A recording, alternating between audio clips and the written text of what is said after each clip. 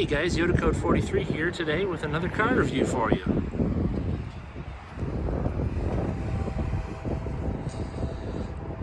This is a 2020 Cadillac XT4 Premium Luxury All-Wheel Drive.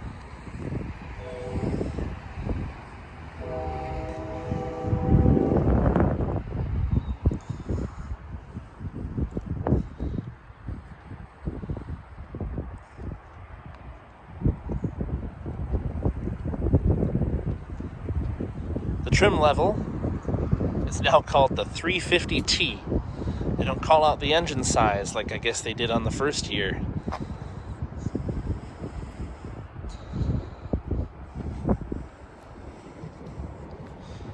So the XT4 is the smallest SUV in Cadillac's lineup now. Crossover, I guess I should say, instead of SUV.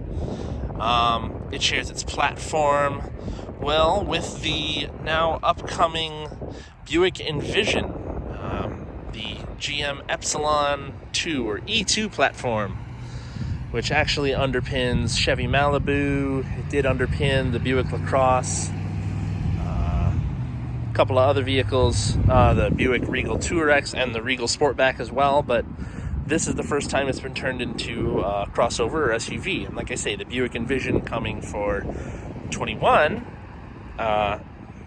is also on the same platform.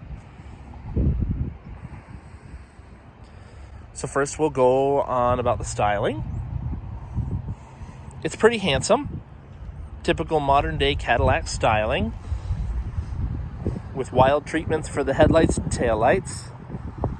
This premium luxury slots above the base model premium, but below the sport and sport luxuries, which is weird because it's called premium and not sport.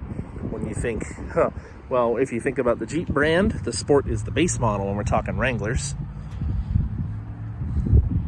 So this premium luxury model, I think both of the premium models have red taillights, but at least the sport luxury model, if not both sport models, have a black tint to the taillights, or a clear gray black tint. It's pretty cool looking. I'll have to see if I can find a picture maybe to add in here.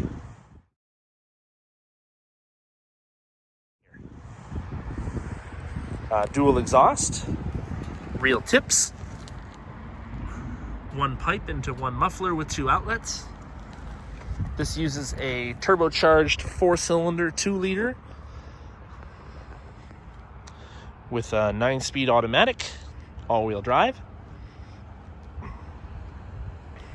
I like the accenting of the bright work along the bottom, around the windows and on the roof rails and on the door handles. It's not gaudy, it's classy. I really like it. But I think on the sport trims, that's actually, most of it's actually blacked out instead, black gloss, as opposed to bright aluminum or chrome colored. These headlights are very interesting.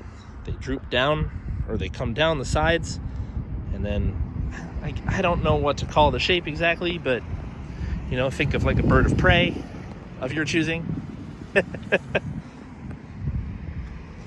Very interesting grille design with these little chrome, they're chrome plated on the front, but it's all black painted in between. This is a non-sunroof car. I'm okay with that. Wheels and tires are a 10-spoke design. Continental Pro Contact TX tires, 235/60/18s. They're handsome for this style, but I think these are actually the base model wheels. They're just carried on the next level trim. We'll go over the window sticker in a second here, but I'm pretty sure this color is called Garnet Metallic. It looks black if you don't have the sun on it, but to me it looks like, well, a deep wine, maroon, brown mix. Shows up pretty well on the camera. Next, we're going to cover the window sticker as best I can because unfortunately it's backlit and it has tinted windows. So you probably won't see very much. So we'll just show the inside instead. But This is a 2020 XT4 all-wheel drive premium luxury, garnet metallic over jet black interior, 2-liter 4-cylinder turbo, 9-speed auto. Options, comfort and tech package. Has massaging front seats, which is cool. Cooled front seats as well, which is shocking to see that without a sunroof requirement. Heads-up display, cold weather package for heated seats and heated rear seats as well. The paint is $625, and then it also has auto high beams and lane keep assist and automatic emergency braking. Total vehicle price $47,335. Pretty expensive. So you've already kind of seen the inside, so we'll go with that. Keyless entry on the doors. Locked, unlocked. Oh, we'll cover the key quick here. Pretty standard issue GM. Caddy logo on the back. Rubberized coating to it. Double tap for power lift gate. Remote start, lock and unlock, panic. Simple as that. Sound of the door. With the window down, it kind of has a little bit of slap to it, but that's okay. Interior is pretty handsome. I'll cover the rest of it here in a minute. But first we'll look under the hood and check out the trunk. Hood release down here.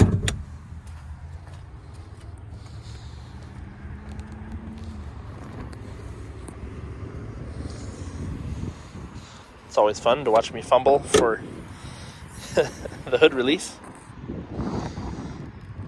And this is a vehicle built in the United States. VIN number starts with a 1. I don't actually remember where they're built, but I'll have to check. So this is GM's 2.0 liter turbo 4 with the CSS, cylinder set strategy is what that stands for.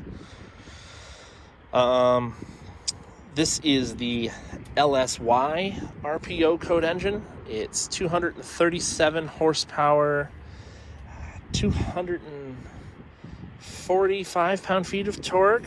I'll overlay it. Fuse box over here, coolant to brake fluid, battery right up front. Oil dipstick down there, oil fill over there. Yeah, pretty simple. Actually makes good use of all the space under the hood. I'm having a problem with hoods lately. Guess you just have to mean it.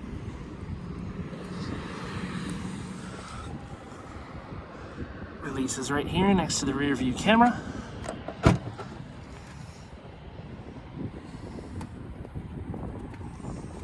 Nice little chrome trimming to protect the plastic here. LED cargo lights on both sides.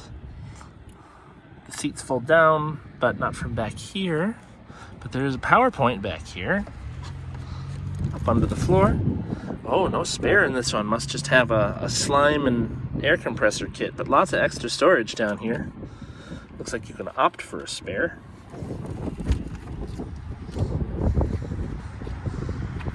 You have the handle to close, or you have the button. Flashes the taillights. We'll also cover the lights here before I go inside.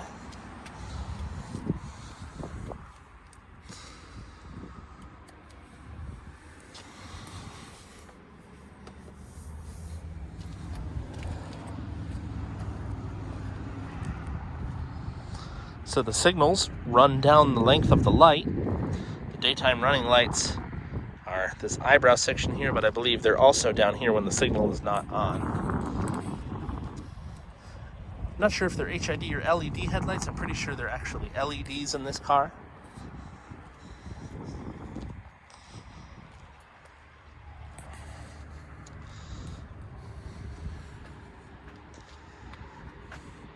Full LED taillights. Incandescent reverse lights down here in the bumper, above the exhaust.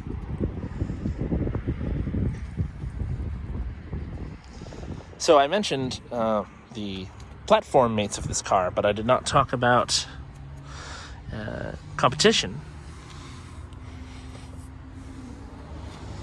Honestly, I think this is kind of along the same size as Lexus UX or NX, perhaps. It's smaller than Cadillac XT5 and XT6, as its number XT4 suggests. I'll have to look up more of the competition and overlay it here. Check out the back seats here too. Interesting how the window just cuts away like this, and they just leave this little piece of trim back here. Definitely plastic, but interesting. This is my driving position up front. Ample space behind and the rear to sit. No problem. Might as well try it out. Oh yeah, easy to drop into. Might have to watch your head on the roof a little bit.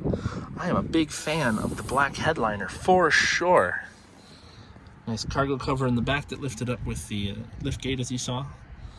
It's pretty low back here, but I have a little space above my head. Probably 3 inches actually. It's more than I thought. Seat back storage, rear heated seats, charge ports in the back, vents.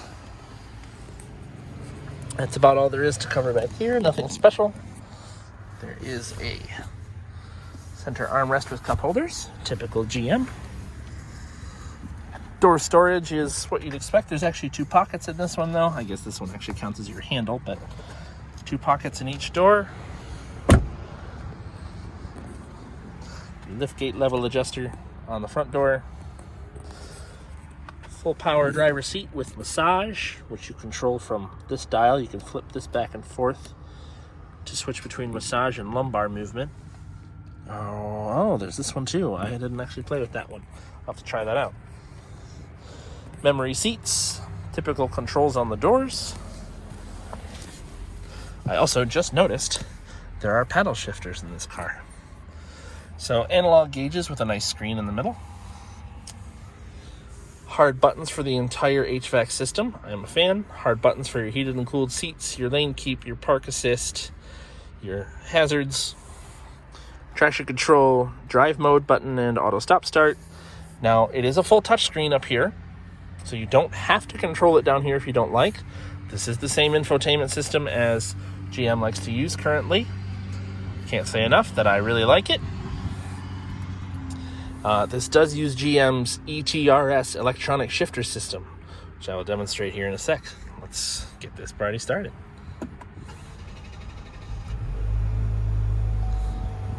Longer crank over than I expected. Close the door. Sounds better from inside. So, there is also a heads-up display up here.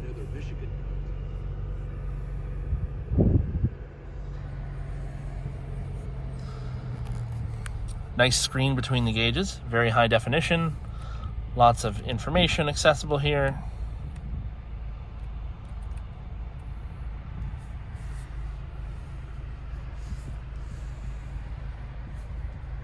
Quick to respond, no BS there.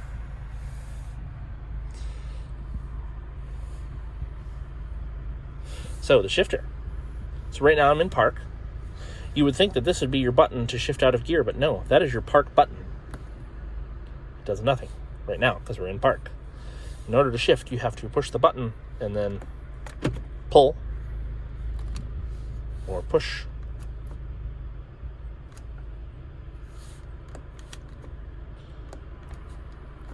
There's 2 positions to get to reverse.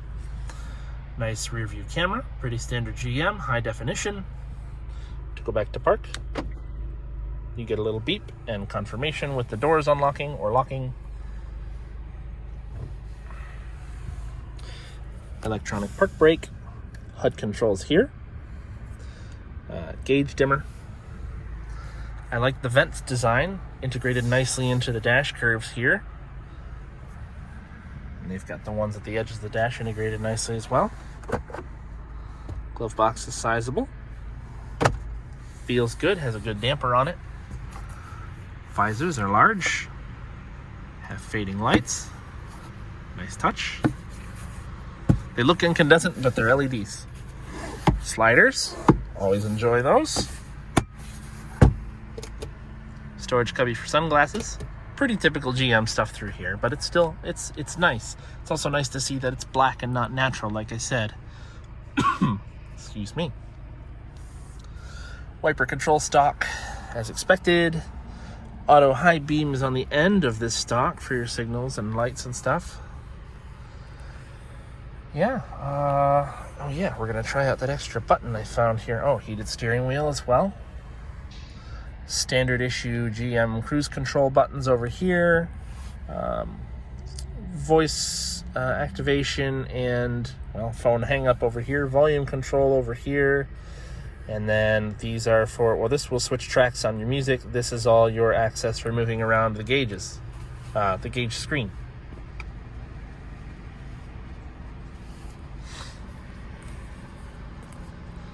I pushed the extra button and I'm feeling a push on my back. Yep, that is a massaging seat.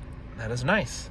It's really more of a rolling system that moves up and down your back, but it's a nice touch. It's relaxing for sure. Now we're gonna go for a drive.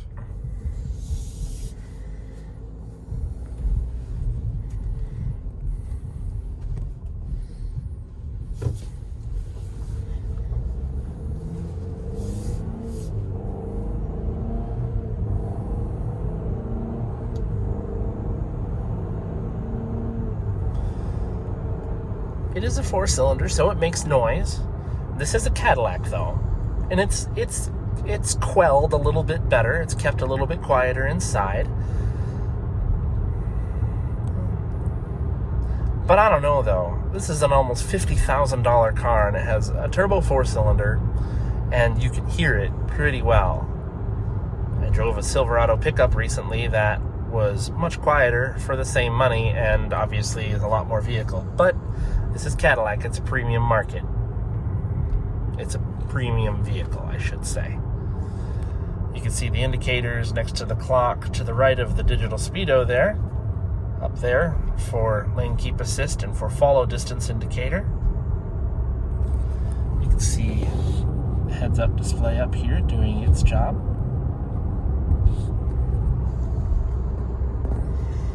It cruises along really nicely. The transmission shifts really seamlessly. It is quiet at speed in a low RPM gear. I have no complaints about it there. Not at all.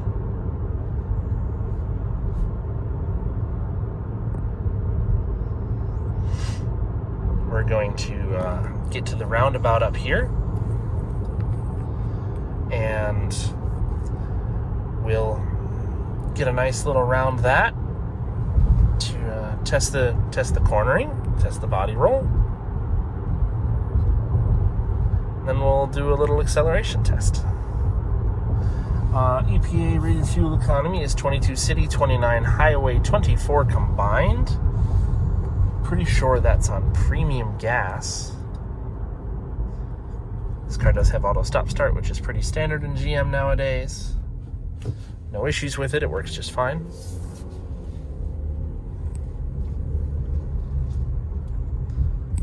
No complaints from the tires.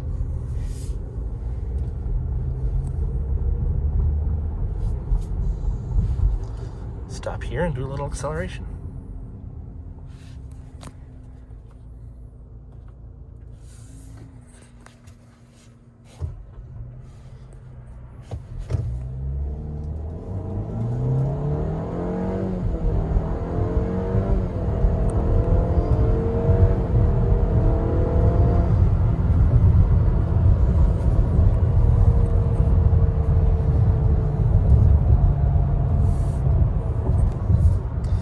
Back into tour mode from sport mode, so we don't hold that gear forever.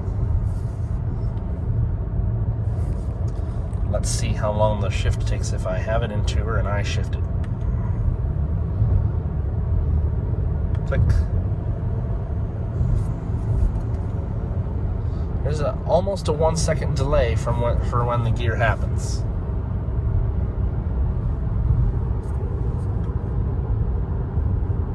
There we go. Back to normal drive mode. The road noise is really, really nice. It's quiet. No real wind noise to speak of in here at 55 plus. Had it a little bit over 60 there before, and yeah, no real noise to note. That's nothing unpleasant, that's for sure.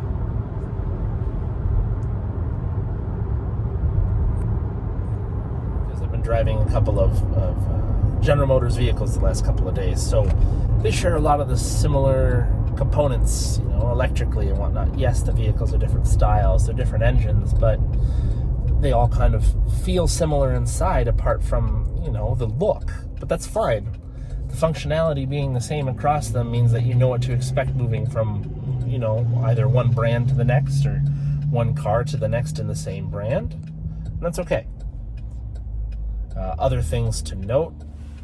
Visibility is average. There's pretty large blind spots in the back there because this is only a 2-row SUV with a low roof and pretty large blind spots. Here we go. The back seat's also pretty large for this small of a car. I think this is definitely considered a compact SUV or a crossover in this case, but it's a little smaller than our Jeep Cherokee that we have currently at home, which you can also view a review of on my channel. And but it would fit our family much the same. Plenty of space back there for a rear-facing child seat for my little man. And I'm very comfortable up front. And actually, other things to note, I'll show you when I turn the camera around. So, I'm a big guy. I got long legs and a short torso. So it's hard for me to fit into some vehicles. I'm only 5'10". I'm average height, but some vehicles I have a hard time getting my legs to be comfortable in with a comfortable driving position. This one's actually no problem. Actually, any of the GM vehicles I've driven in the last couple of days have been no problem, which is great. My left leg is nowhere near the door. My right leg does touch the dash, but it's soft touch. There's padding there. It's like they were thinking of comfort because they knew the vehicle itself was kind of, small.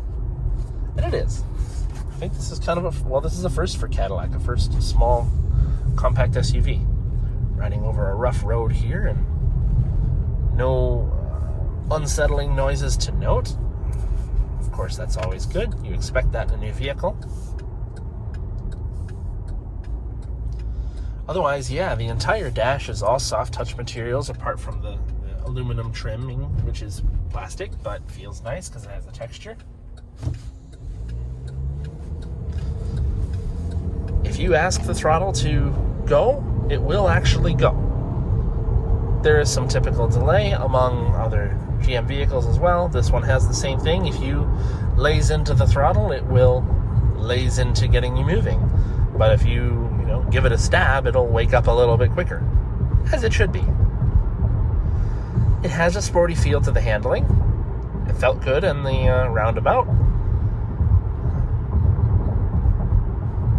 I imagine this would be a heck of a nice daily driver for, I would drive it. I would drive it every day. But I can't justify $47,000. So, anyway, that's going to wrap it up for this review of the Cadillac XT4. Hope you guys enjoyed it. Like, subscribe, comment, and leave me suggestions of other vehicles you would like to see on my channel. See you next time.